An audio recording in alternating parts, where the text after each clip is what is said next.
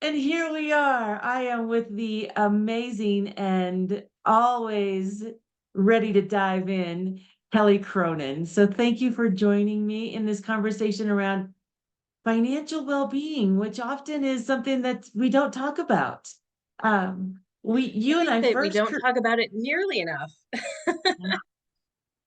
and we first started talking about this with our Veterinary Teams Living Well Stream Symposium. All right.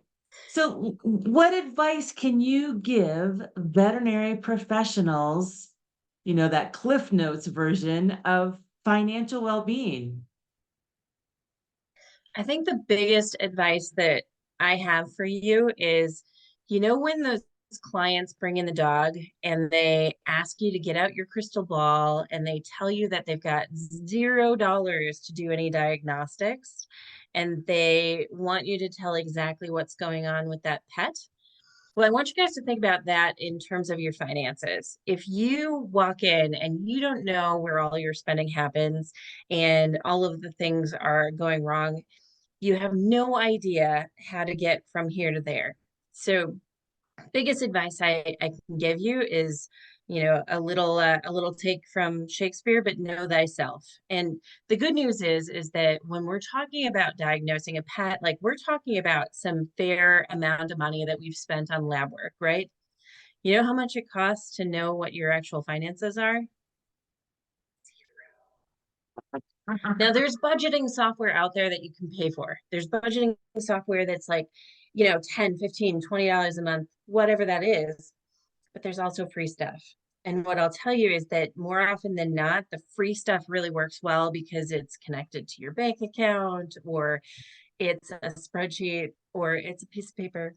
I don't care how you do it. I don't care where you do it or when you do it, but knowing exactly where you're spending your money and knowing what that gap is between what you're spending money on and what you actually want to foster in your life is a huge thing. I'll give you an example. When I first started putting budgets together, one of the things that came up for me is that I spend far too much money on Dunkin' Donuts vanilla chais. And now that's way, way cheaper than Starbucks, let's be honest. But when we're thinking about that, that really impacts me in a way that if I think about it for one day or 1 week or 1 month or for the lifetime of me, that's hugely impactful. And I can make it at home, for $2.35 for a whole pack of tea and, $3.50, or when they're on sale, $2.50 for a creamer that lasts me for weeks, right?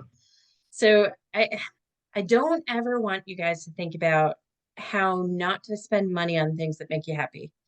If that vanilla chai is the reason that you get up in the morning and that you can put a smile on your face, Mhm. that's not what we're talking about. Right. Make a budget line and keep it there, right? Right. Give yourself that $1,000 for that chai latte. Great. Now, that's a really great thing too. There's a gal named Paula Pant out there. Anyone who's read her stuff knows that she is a little bit of a bougie financial educator. Girlfriend always looks put together. I've never seen her in any shots without her nails done, like very bougie. Well, her very, very famous line is, you can afford anything. You just can't afford everything. Mhm. Yeah, Just I pretty love it. amazing, right? It Like you really can is. afford that trip to Mexico, but you Mhm. just can't afford that on top of DoorDash every single week or DoorDash every single day, whatever that looks like. Mhm. Um, Mhm. how many times, and Rebecca, this is a question for you. How many times have you looked at all of the different things that you buy on a subscription service? Maybe they're all TV subscriptions, and thought to yourself, gosh, when is the last time that I turned on that subscription service? Mhm. Um, well, I haven't specifically done that because we don't watch many prescriptions. I think we have a Prime and that's it. We just have one Prime. But I did notice the other day. So how often do you do this? It's like, oh, something's caught my eye and I'm going to do that free subscription. And we know, God damn it, that 30-day has lapsed and now they got my $15. And the next Yep. month they got that $15. I did do Yep. that the other day. It's like, oh man, I did it to two different things. It was like, I just wanted to try it out. I didn't want to pay for it. The Oh. other thing that I tend to do is I tend to make a list of the things that are most important to me and make sure that as I'm looking at my budget, that really seconds the things that are important to me. So if I if I say, gosh, being in shape is important to me, then yes, absolutely, that gym membership, which I love so much, is going to make it into that budget. Is my eating out or my let's say food on the go budget going to stay as high? Hmm. Probably not, right? I'm going to start Hmm. weaning that sucker off. Um, and guys, I know that it seems super insurmountable to actually put together a budget. What I will tell you is that most of our financial apps, like if our bank offers it, they will actually tell you what you spent the last month and the month prior and the month prior to that on eating out. They'll even categorize it a lot of times for you, which is Hmm. pretty incredible. Oh Now, yeah. those categories are a little bit funky, I will tell you, but it's still worth, trying to categorize those things appropriately and building your budget that way. Because a lot of us don't have a clue what we spend on eating out until we start looking at it. Mhm. I remember speaking with veterinary students, technician students specifically for a long time. And when we would start talking about those budgets, and they were really good about, the electricity and the insurances and all of this, and we get our budget together and like, yeah, guys, but guess what? You don't have any clothes on your back. Y'all are running around naked, right? So oftentimes we don't even think about what belongs in that budget. Well, yeah, we need to have a savings. We need to have that rainy day savings piece. Well, Yep. that's a good conversation too. How much should we be saving for that rainy day? So I'll tell you that I have a little bit of a different view. Um, I I will tell you that it depends a little bit on where you are in life. All right. If you are at a point where potentially your finances aren't great and you don't have, the ability to take out a last minute credit card or something along those lines, you probably need a little bit more in your emergency fund. Or if you have a situation where you have a lot of things that are dependent on an emergency. So for example, if you don't have a newer car, you might need a higher emergency fund because of the fact that you choose to drive a little bit of an older car. Now, I'm supportive of that choice. In Mhm. fact, I don't even have a car. I just use Uber, but you really have to think about what that looks like for you. Because if you have 12 dogs, your emergency fund is a little bit different than me with one dog and one snake. I think Mhm. that there's a lot that needs to go into thinking as to what that emergency fund is. Now, you're going to see all kinds of things all over the internet that say, oh, you Mhm. should save up 3 months of your income as an emergency fund.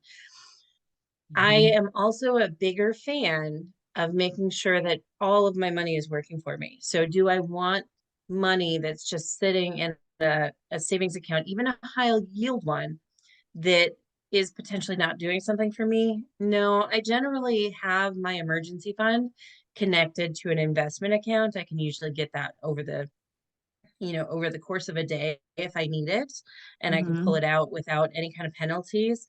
Mhm. But that money is constantly working for me. So Mhm. my shirky answer that I'm going to give you is everyone needs to figure out their own emergency fund. Really Yeah. think about, hey, what have I spent in the last year that I would constitute an emergency? And think to Mhm. getting to that point. Now, when you do that, you're going to come up with, oh my gosh, I spent $3,000 last year on some type of emergency. And $3,000 looks insurmountable, doesn't it?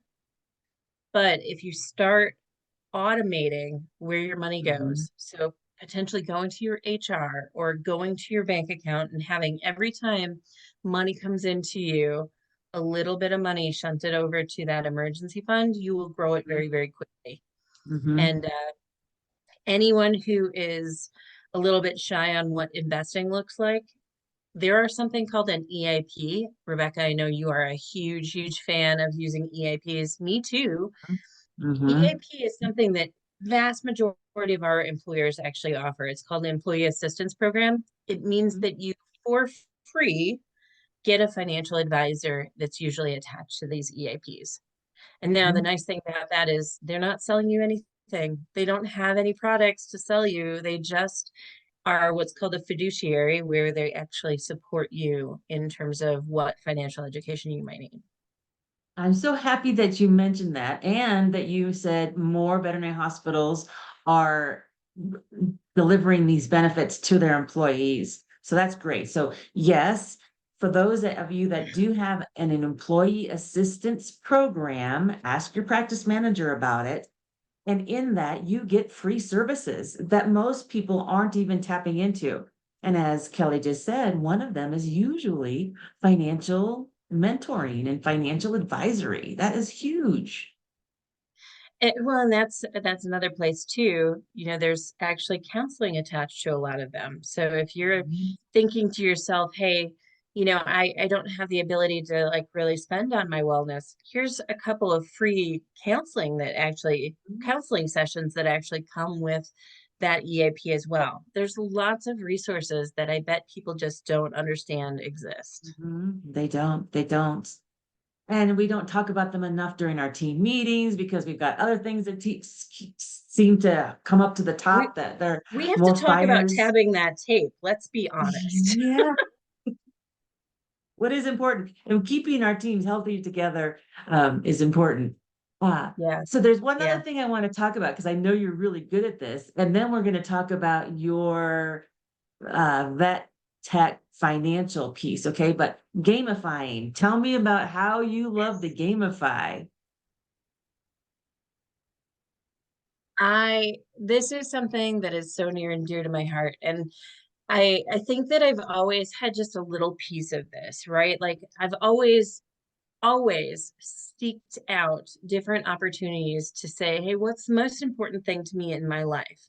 And how do I do that without spending any money? Mm-hmm. Effectively, right? Mm-hmm. And so, for example, you know, going way, way back, I wanted to go to Australia. I wanted to travel. How do I do that without spending money? Well, I had the opportunity to meet some Australians at IVEX and did a little bit of networking and said, gosh, you guys really need a practice consultant to come through. And I hear you have a mat leave coming up, a maternity leave coming up. Maybe you need someone to come work a few shifts. Gamifying, right? Not only did I get a place to stay, but I also got a free trip to Australia. Plus, I got paid. Plus, I got to pet a wallaby. I got to pet a kangaroo, like crazy stuff. And so Yeah. incredibly awesome. And if you guys haven't Yeah. ever seen a quokka, they are the cutest little things that you've ever seen in your entire lifetime. And those exist right outside of Perth, Australia. Do yourself a favor. And then, you know, this can be applied to just about anything, right? I wanted I wanted a house that had enough space for for my family so that I had free daycare. And so I looked for a duplex that was on foreclosure, and that gave me that free daycare with my family. And it gave me a third space, which I actually rent out, which pays for half of the mortgage. And Yeah. it's one of those situations where I got this house for about half of what it normally would go for because of the fact that it's a duplex and duplexes tend to appraise lower, Mhm. especially in certain areas.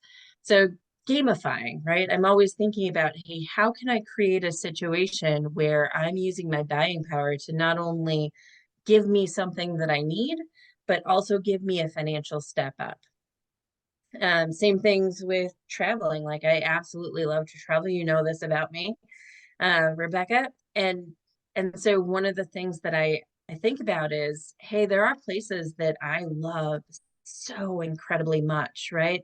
We One of which is Vieques Island. You might not have ever heard of it, but it's an island off the coast of Puerto Rico that has wild horses. In fact, 9,000 of them, more than the whole people population, which is 4,000.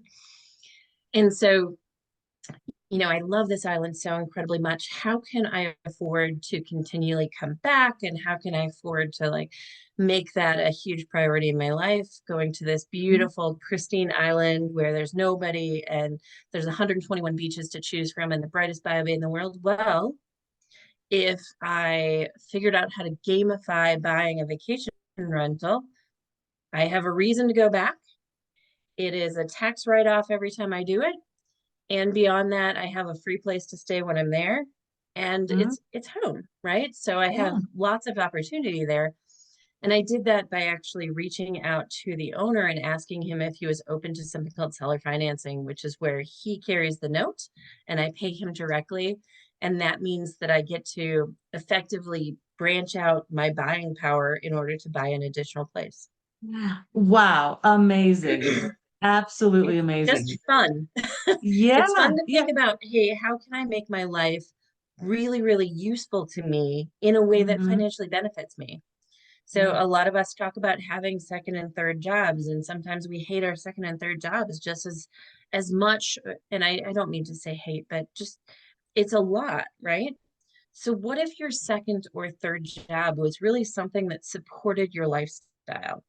What if Hmm. potentially you want a really healthy lifestyle? Oh, my gym membership is really expensive. Well, doesn't that come for free if you work for the gym? Hmm. Hmm. I did that for a number of years. Yeah, absolutely. I gave two classes. So it got me out like on a Tuesday and a Friday, and I got up early in the morning to and was the instructor of it. Plus, yep, absolutely. Get Um, paid to work out. I That's a did. I thing. got paid to work out. I got a free membership and go anytime I wanted to. Absolutely. And Um, honestly, I can apply that to just about anything that we're thinking about. mhm. Yeah. I do love to travel. And so for me, when I'm consulting and when I'm doing presentations, it's like, oh yeah, I'm going to San Francisco for PackFet. I am going to give myself a little more extra time to go walking around at San Francisco, right? Y'all see Right. me doing all of these things, and you travel and do such beautiful, interesting, entrepreneurial spirit is really where you live. Well, and that's where that Tech Life CE on the Sea actually came from as well. That was Moira Fitzgerald, myself, and Casey Davis. We, we wanted to go on a cruise. So, Yeah. what do poor vet techs do when they want to go on a cruise? Well, they create a CE event so that it can actually pay for their cruise habit, right? And it's incredible because also you get to stack the places that you want to go, you get to stack the people you want to hang out with. Like we get to choose incredible speakers to come with, and effectively I just get to pick whoever I would like to hear. Yes. And yeah, it's incredible. But guys, I don't want you to hear that and think, gosh, I can't think of anything in my own life. I want to challenge you a little bit. I want you to go to either VetTechLife Financial Fitness or go over to Veterinary Teams Living Well. Post up what you love in life and what you need to gamify. Let us help you think it through. I would Yeah. love to hear some thoughts and help you guys brainstorm because I feel like it's a superpower to figure out how to do things in a financially feasible and or financially beneficial way. Mhm. Oh, I love that idea. So we'll post something about that gamifying. And for the next two more weeks, because this is still the month of financial well-being, we'll do that. Yeah, So that tell sounds us a little amazing. bit, yeah. Tell us a little bit more about your Vet Tech Life Financial Fitness group. What does that do? Absolutely. So we actually, we have VetTech Life, which it does the online and on-demand CE as well as the VetTech Life CE on the Sea every year. This year we're going to Cozumel and Costa Maya. I hope you're coming with us. That'd be amazing. Um, that really did so much in terms of, trying to give people resources as to, better veterinary technical background or more technical information, you know, trying to serve the masses in terms of that veterinary education piece.